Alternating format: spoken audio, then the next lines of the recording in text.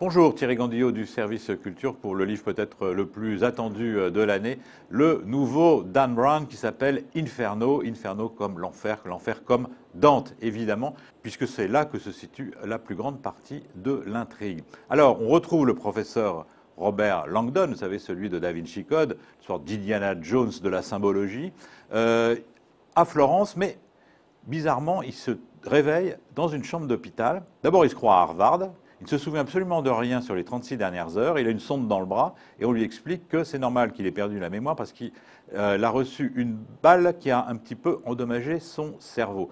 Donc il va partir à la recherche de ce qui lui s'est passé pendant ces 36 heures. Et il va être aidé par un instrument très bizarre qu'il va trouver dans sa poche, qui est une espèce de petit tube. À l'intérieur de ce tube, il y a une espèce de petit projecteur, et quand il le projette, eh bien, c'est la carte de l'enfer par Sandro Botticelli.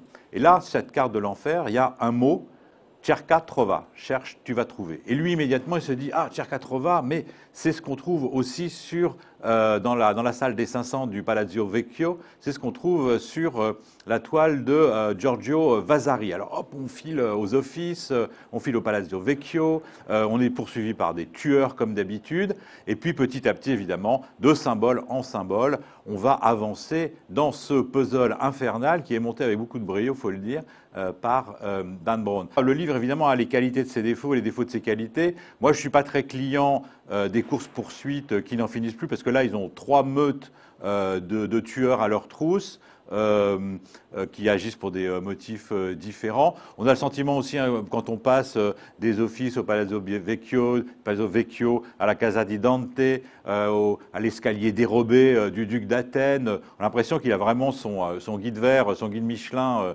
sous le bras et qu'il nous le recopie. Bon, ça c'est le côté négatif. Mais alors le côté très très positif de l'affaire, c'est que l'intrigue est absolument passionnante et elle est sur le plan philosophique et moral très intéressante, puisque en fait Dante va rencontrer, si je puis dire, Malthus. Vous savez, les thèses du malthusianisme qui sont que la population mondiale ne peut pas continuer à croître dans un monde fini. Et donc évidemment il va y avoir un méchant, il s'appelle Zobriste. Dans le temps, Spirou, c'était Zorglub, et bien là, c'est Zobriste. Eh bien, le Zobriste, qui est un biochimiste de génie, a trouvé une solution pour réduire la population mondiale. Il faut dire que sa solution est un petit peu drastique, je ne lèverai pas le coin du voile, mais en tout cas, c'est absolument passionnant, et jusqu'à la fin, on se demande vraiment, ça se termine à Istanbul d'ailleurs, on se demande vraiment ce qui va se passer. Bref, c'est diabolique.